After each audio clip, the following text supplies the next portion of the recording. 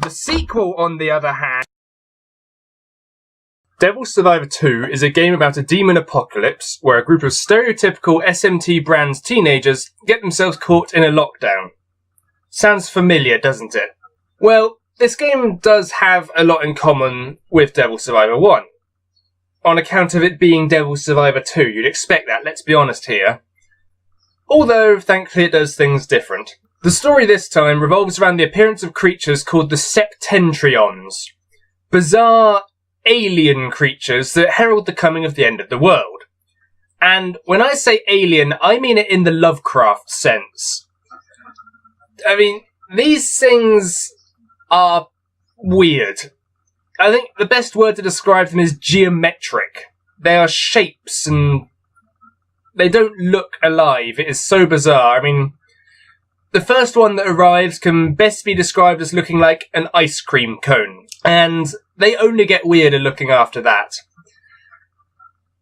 And I know that's hard to believe that they get weirder than a living ice cream cone. I know Pokemon did that first, technically, but it isn't cute this time round, it's scary. The plot gets kicked off when the main characters, they download this new app that's doing the rounds at their high school. The app sends you a video of how your friends are going to die. And, of course, after they download it, they all get this video of themselves dying when an earthquake causes a train to derail and flatten them. And so the earthquake hits, and the train is about to fall on them, but the app summons a demon that saves their lives. And now the team has to defend themselves against the other demons and the oncoming Septentrion menace. Because they can now summon demons, the heroes get recruited into an organisation called GIPS. A secret government organisation dedicated to protecting Japan from demons and the Septentrions. Or similar such beings, because I don't think they actually knew these things were coming until they turned up. But they planned in case it happened. That's the kind of dedication we're looking at here. These guys are nuts when it comes to efficiency. And it's about this point in the story that the game starts to diversify from the first one. The game world opens up to about 4 different cities this time, and each one is suffering from demons and aliens and all kinds of madness. We're not just stuck in the one town like we were before. And after that, the rest of the game is spoilers, so I can't go on any further. As far as characters go, this game is definitely a step forward from the first. For starters, there's no Midori this time. And no character that replaces her. There is a couple of characters I don't like, but that's more just because of their personality. I don't quite get on with it. And even then, they get redeemed later in the game, and I end up liking them anyway, so that's definitely a step forwards. Also, I feel the characters in this game interact with each other better. There's so much more dialogue and toing and froing between them, I really start to feel like they're a group of friends. The main character, who we can see on the front here wearing his hoodie, is silent like the last time, and going by his dialogue options, he is just as much, or possibly even more of a loon than the last guy. I mean, some of the stuff this guy says is so bizarre, it makes me laugh every time. I can't get through this game without laughing, it's brilliant. Also in the game is his best friend, Daichi, a guy who worries about his future. Is he going to be any use to society? Is he going to even get past school without being useless? He also has a driver's license, and he does not ever shut up about this. He will remind you of his license every 5 minutes if he gets the chance. And there's also a girl called Ionita, who, quite interestingly, for this kind of game, barely knows the protagonist until the plot kicks off. And I find this quite interesting. She literally only meets the main protagonist and Daichi for the first time right before the train crashes into them. And her problem is she's basically too shy to do anything. She is an extreme doormat. Everyone walks right over her all the time, and it can be a bit of a problem early on in the game because she doesn't feel like she has much character, but she gets better later on. As I was saying, they improve characters so much more in this time round. And of course, there's about a million other characters to go over. I don't have time to mention this, the video would be an hour long if I went over every character in this game, probably. Except for Joe. Joe is the best. He's this complete idiot, and he's somehow got this high-paying office job. He never stresses about anything. His suit costs more than the laptop I'm recording these videos on.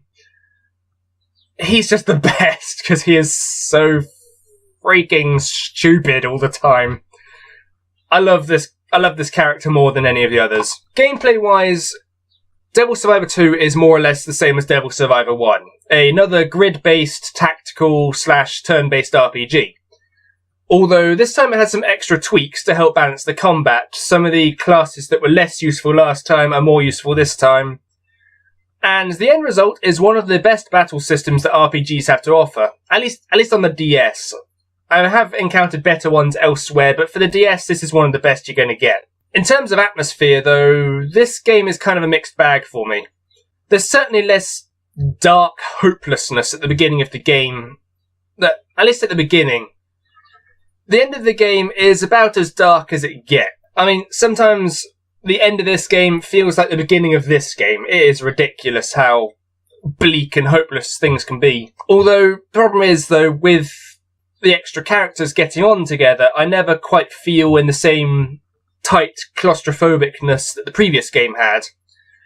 And I feel the early stages of this one kind of take a hit for that. Now, my biggest problem with this game, however, is actually the opposite of my problem with the first Devil Survivor. I found it so very easy to keep everyone alive. I know I didn't like the characters dying in the first game, but the threat that they could die is what made it really cool when you managed to save them. Because here was a character that could have very easily been lost, but no, I managed to keep them alive. That was awesome for me. And in this game, I only lost one character when I let them die on purpose to find out what happened. I hadn't lost a single character until this point, so I let this guy die to see what would happen when he did die. And I ended up reloading afterwards because, I don't want to let people die in this. I'm too nice in this game. I couldn't let this guy die, even though I didn't like his character that much. There was no threat this time round, is what I'm saying. Now, you may remember my complaint about the art style of the first game. Every female character in the game has enormous breasts. And in this game, it's even worse. Not only are the chests larger than before, if that's believable, the worst part is that the characters involved are generally speaking under 18. And in this game, they actually draw attention to the fact they have large breasts. It's not just an art style quirk like it was before, they make me have to pay attention to them. And because the characters are under 18, I feel very uncomfortable. Now, thankfully, there is no actual nudity involved, and I know that Japan has different rules than England does, so I can't judge it too harshly on this. But I mean, just look at this character on the front box here. Do you see those? I know I'm having to cover the entire screen with them, but look at the size of those things. I think she's meant to be 19. That's not right, surely? I mean, if it weren't for the fact that characters have actual, character, if it was just about fan service, it would very easily ruin this entire game for me. That's how bad it is at times. Oversized breasts aside, Devil Survivor 2 is a great tactical RPG, and probably even better than the first one, I'd say. The improved gameplay and character interaction more than outweigh the drops in difficulty and the unnecessary fan service. And just like the first Devil Survivor, this game was re-released on the 3DS, which you can see is the version I'm holding here, as Devil Survivor 2 Record Breaker. You can see down there. And it's got better graphics, bug fixes, and voice acting, this time without the ear-gratingness that was Midori. More importantly, though, is once you've beaten the original storyline, you unlock an entire second storyline, with a whole new 7 days to go through, with more character development, more interactions, all this extra stuff. It is such good value for money, if you're trying to weigh up which game to get more. Because this has literally twice the game in it than the first one did. So I hope you enjoyed this video, And next time, I'm going to be trying something a little different. I'm doing a Let's Read of the Warlock of Firetop Mountain. So, Purple Crystal, if you're watching this, this is for you. You requested it. I have been Mr. Clockwork Apple. Goodbye.